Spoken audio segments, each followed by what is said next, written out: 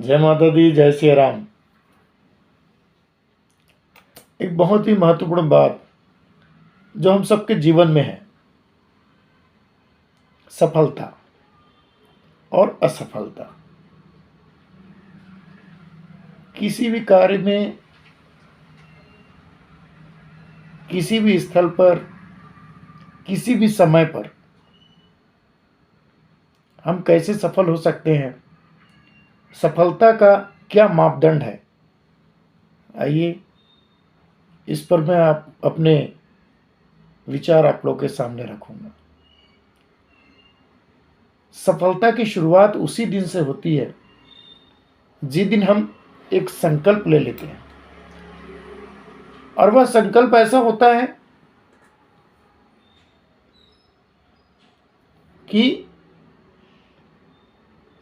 इच्छित वस्तु की प्राप्ति के लिए हम उसी पल से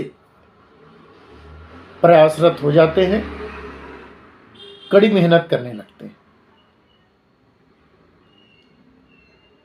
लेकिन समस्या तब आती है जब गाहे बगाहे हम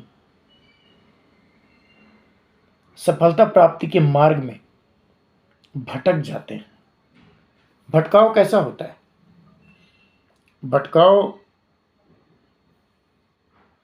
ऐसे उत्पन्न होता है जब भी हम कोई उद्देश्यपूर्ण कार्य करना चाहते हैं तो कहीं ना कहीं ऐसी परिस्थितियां, ऐसे वातावरण, ऐसे आचार विचार वाले लोग हमें मिलने लगते हैं जिनकी ओर हमारा ध्यान चला जाता है। बस इन्हीं जगहों पर हमें अपने आप को नियंत्रण करना है। जो व्यक्ति अपने उद्देश्य प्राप्ति के मार्ग में ऐसे वातावरण, ऐसे व्यक्ति या ऐसे जगहों, स्थानों से अपने आप को बचाकर आगे बढ़ जाता है, वह सफल हो जाता है।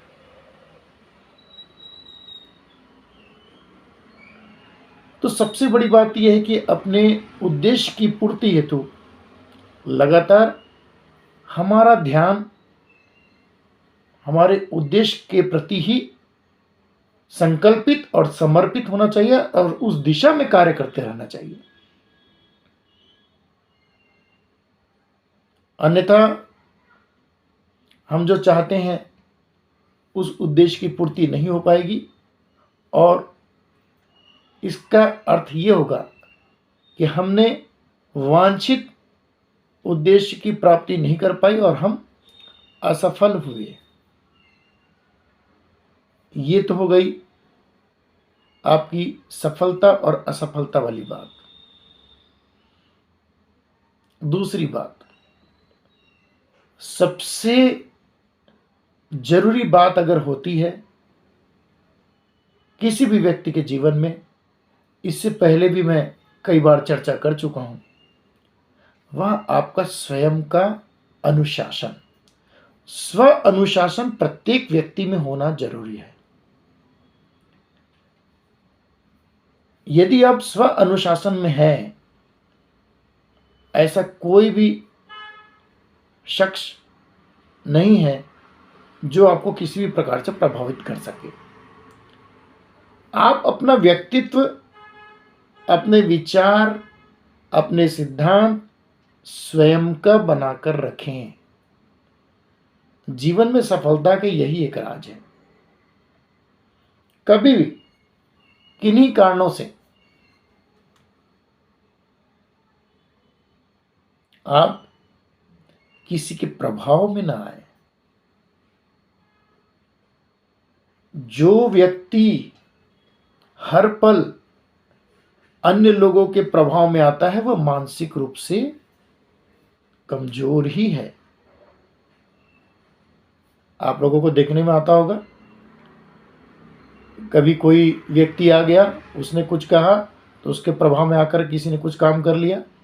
फिर कोई दूसरा आया, उसने कुछ कहा तो उसके प्रभाव में आकर फिर कहीं चला गया। कोई व्यक्ति अपने दिमाग से, तो कोई व्यक्ति रुपए से, तो कोई व्यक्ति बाहुबल से। अलग अलग प्रकार से लोग हम पर प्रभाव जमा सकते हैं। अब आप ये देखिए कि इन लोगों में से आप ऐसे कैसे लोगों के प्रभाव में आ रहे हैं।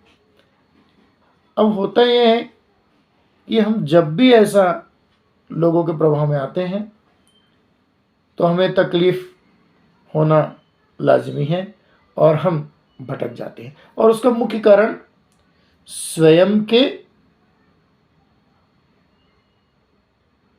पुरुषार्थ की कमी है, स्वयं में अनुशासन की कमी है। जब तक हम पुनः उस बात पर आ रहा हूं, मैंने इस बात को पहले कह दिया है, हमारे सनातन धर्म के नियमों का पालन नहीं करेंगे, हम मजबूत नहीं हो सकते। आप हर कुछ वह चीज हासिल कर सकते हैं जो आप चाहते हैं, उसका एकमात्र सूत्र है सनातन धर्म का पालन करना। नित्य दिनचर्या में रहिए और उसके बाद ऐसी कोई बात नहीं है जो आप न कर सकें। बहुत छोटी सी बात है, हमने देखा है जब हमें भूख लगती है हम किसी भी तरह से अपने खाने पीने की चीजें व्यवस्था कर लेते हैं, और उसी प्रकार हमको जिन बातों की, मुझे अगर माँ वैष्णो देवी का दर्शन करना है और वो भी मुझे कल ही करके आना है, तो मैं एनी हाउ कैसे भी व्यवस्था करके वहां तक पहुंच जाता हूं। ये क्या है? आपने अपने उद्देश्य की प्राप्ति की, क्योंकि आपका जो ध्यान, आपका दिमाग, आपकी जो विल पावर है, कंसिस्टेंसी आपकी पूरी माँ वैष्णो देवी के दर्शन के लिए उद्यत है और आप वहां तक पहुंच गए। बस मेरा एक ही अनुरोध कि अपने ऊपर विश्वास रखें, अपना कार्य तन्मयता से, दृढ़ निश्चय होकर, दृढ़ संकल्पित होकर करें और भटकाव वाली स्थिति से बिल्कुल दूर रहें। ऐसे लोगों से दूर रहें जो आपके उद्देश्य की प्राप्ति में आपके लिए बाधक बन सकते हैं। ऐसे विचारों से, ऐसी बाहरी दुनिया से, आडंबर से अपने आप को बचाए रखें। आपका जीवन सुखमय होगा और ऐसी कोई चीज़ नहीं जिसे आप नहीं पा सकते। हम सब लोग जिसको अचीव नहीं कर सकते, दुनिया की कोई भी हाई है, उस हाइस को अचीव करने में कोई समय नहीं लगेगा। आप सभी को मेरी बहुत बहुत शुभकामनाएं। धन्यवाद। जय माता दी, जय सिया राम। आप सभी का जीवन सुखमय हो। वंदे मातरम।